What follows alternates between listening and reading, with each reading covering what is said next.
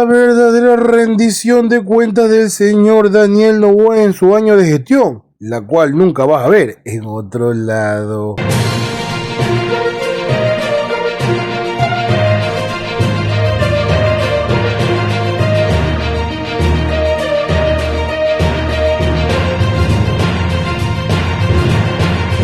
Mucho se está hablando de la rendición de cuentas del señor Daniel Noboa que llevaría a cabo ya en su tercer año. Sí, como lo explicas, aquí no parece que ha pasado mucho, pero esto es lo que ha hecho ya en el país y este sería la primera de su segundo mandato. Hay que recordar que completó el ciclo del señor Guillermo Lasso, que salió por muerte cruzada. Sin embargo, eso no le exime de toda la responsabilidad de lo que está pasando en el Ecuador. Sin embargo, mucho hay de decir, poco hay de contar, pero que la realidad muchas veces supera la ficción. Y aquí tenemos un caso de una valiente periodista, la cual revela los casos que el señor debería afrontar. Pues si quiere rendir las cuentas del pueblo, debe empezar explicando esto antes de cualquier cosa. Por esto y más, aquí tu amigo Jorge Bonilla te pide, deje ese like, suscríbete, comparte, deja tu comentario y pasemos a ver las notas. Hoy se reinstala la audiencia de formulación de cargos del mal llamado caso Apagón, así lo llamó la fiscalía, pero no, es importante llamar al caso como se debe, caso Progen, porque las palabras importan, queridos amigos y amigas, y cuando las palabras se maquillan, la realidad también se maquilla. Esto debería llamarse caso Progen, así, clarito, porque no se trata de un apagón caído del cielo, ni de una maldición, ni de, qué sé yo, solamente el colapso del sistema eléctrico ecuatoriano. Se trata de contratos, nombres, decisiones, firmas, dinero y responsabilidades. Se trata de una crisis nacional convertida presuntamente en un negocio multimillonario. Y no sé ustedes, pero a mí hay algo que no me cuadra, hay algo profundamente perverso en lo que estamos descubriendo, porque mientras millones de ecuatorianos vivíamos apagones de hasta 14 horas diarias en 2024, mientras pequeños negocios perdían mercadería, mientras pacientes sufrían en hospitales, mientras el país entero estaba paralizado, detrás del discurso de emergencia se movía otra maquinaria. La maquinaria del poder, porque en Ecuador parece existir una ley que cada vez comprobamos con más fuerza. Entre más grave es una crisis, más rápido aparecen los contratos millonarios. E insisto, en 2024 el país enfrentó una de las peores crisis energéticas de su historia reciente. A ustedes no tengo que contarles porque ustedes la padecieron, ustedes la sufrieron. Y como saben, la peor sequía de la historia, así nos decían, ¿no? Redujo drásticamente la posibilidad de Ecuador de generar electricidad. ¿Y el gobierno qué hizo frente a eso? El gobierno declaró la emergencia. Y claro, una emergencia permite acelerar procesos, flexibilizar procedimientos, saltarse algunas cosas. El problema es que cuando se flexibilizan los controles, a veces también lo que se flexibiliza es la ética. SELEC terminó adjudicando contratos de Progen para instalar centrales térmicas en Quevedo y en Salitral, casi 150 millones de dólares. Y el Estado entregó cerca de 104 millones de dólares en anticipos, es decir, el 70%.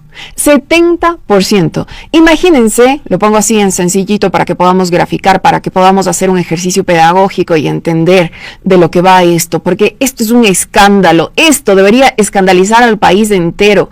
El presidente de la República, el presidente Daniel Noboa, debería estar en este momento explicando por qué se dieron este tipo de inconsistencias, incoherencias, además irregularidades en este proceso. Les decía, imagínense contratar a alguien para que construya una casa y entregarle casi todo el dinero antes de poner siquiera el primer ladrillo. Y después descubrir que la casa nunca se hizo, que nunca llegó, o peor, que llegaron ladrillos distintos a los prometidos, a los contratados.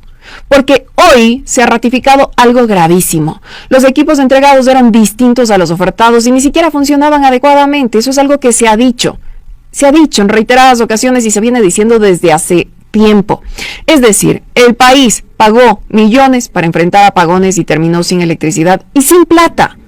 La Contraloría General del Estado, la propia Contraloría, habló de un posible perjuicio superior a 100 millones de dólares. 100 millones, queridos amigas. Una cifra tan obscena que deja de parecer dinero y no sé a ustedes, pero a mí me suena a ficción. ¿Ustedes alcanzan a imaginar lo que significa 100 millones de dólares? Yo no. Es una cifra inimaginable para mí, pero tratemos de hacer un ejercicio. Hay que bajar esa cifra a tierra, hay que transparentarla, porque además se está diciendo $100 millones como que si no se dijera nada, ¿no? Pero si bajamos a tierra esa cifra, podemos entender que son hospitales, son escuelas, es medicina para el hospital que no tiene en este preciso momento un abastecimiento adecuado. Son carreteras, son becas, son vidas. Y esos 100 millones ya no existen. Y aquí viene la parte interesante de esta historia. Hoy la Fiscalía acusa a 18 personas y pide prisión preventiva para varios involucrados. Pero en las últimas horas han aparecido una serie de elementos que hacen aún más opaco todo este proceso. Apareció un documento interno de Fiscalía que revela algo que cambia completamente la narrativa.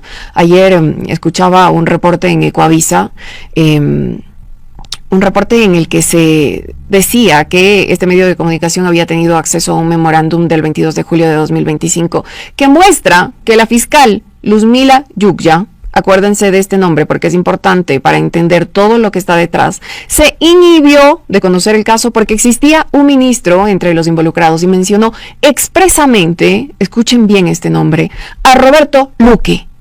Roberto Luque. Ese documento hizo que el caso subiera a la Corte Nacional. Me refiero a ese memorándum emitido por esta fiscal. Pero hoy Roberto Luque no está entre los procesados. Y aquí surgen un montón de preguntas. Seguramente usted se está haciendo un montón de preguntas. ¿Qué pasó en el camino? ¿Por qué desapareció el nombre de Roberto Luque? ¿Por qué lo borraron? ¿Qué lo borró? ¿Un apagón? ¿Se fue la luz justo en esa parte del expediente? Porque aquí hay algo que no termina de cuadrar y justamente sobre esas inconsistencias ahora habla la defensa de uno de los procesados, la defensa del exministro Antonio Goncalves. Ese exministro que sí consta en el expediente. ¿Qué dice el abogado? Bueno, sostiene que cuando el caso inició, otros nombres aparecían dentro de la investigación y cuestiona además cómo se reconfiguró posteriormente la acusación fiscal. Este caso está rodeado por la poca transparencia, por la opacidad, por la falta de respuestas, porque ahora lo que existen son más preguntas y claro, hay gente haciéndose preguntas, hay gente planteando interrogantes. La Comisión Anticorrupción, por ejemplo, están pidiendo explicaciones por las omisiones detectadas, porque lo que están haciendo es advertir posibles vacíos dentro de la investigación. Posibles vacíos, por decirlo menos, por ser generosos, porque lo que estamos viendo ahora mismo es un entramado,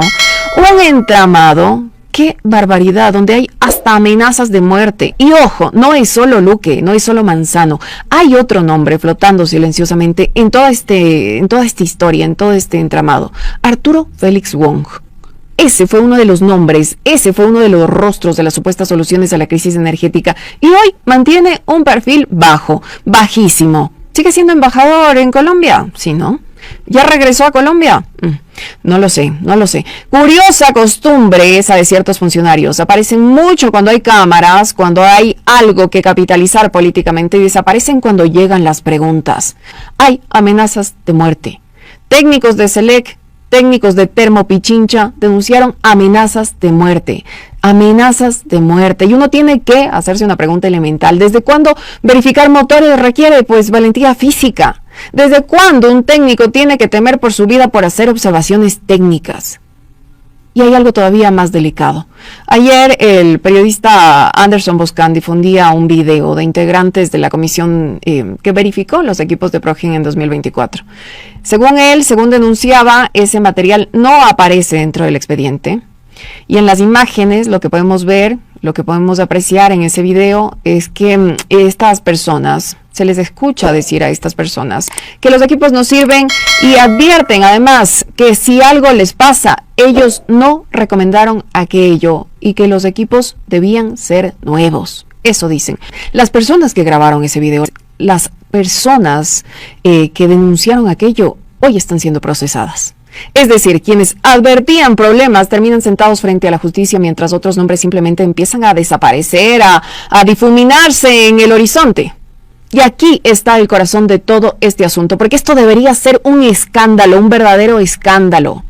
Una emergencia nacional no puede convertirse en un cheque en blanco, porque la desesperación no puede transformarse en una oportunidad de negocio privado, pues. Mientras el país sufría apagones, mientras pequeños negocios quebraban porque se dañaba la mercadería, mientras miles de personas pasaban noches enteras sin luz y sin respuestas, alguien estaba moviendo millones detrás del telón, millones de dólares detrás del telón. Valiente y frontal nuestra querida compañera Elena, a quien te invito a la sigas en todas sus redes oficiales. Ella está con lo que es Telesur y también, tengo entendido, con lo que es Radio Pichincha. Si no es así, corríjamelo aquí en la caja de comentarios. Igual lo importante de todas sus aportaciones. Pues estas cosas tipo que aquí todos queremos escuchar y me sumo, son cosas que jamás el presidente va a querer afrontar. Pues él ya con una cartita quiso explicar todo, pero terminó enredándose más. Aquí sabemos que quizás ese discurso muy corto y maquillado que va a decir, o que ya dijo según la hora que estés viendo el video, será partícipe de más mentiras. Pues la realidad de la que debe explicar aquí que el pueblo le exige, seguramente ni siquiera comente y se haga el loco, como está acostumbrado a hacer. Déjanos ese like, comparte, suscríbete, síguenos en las redes y nos vemos hasta la próxima.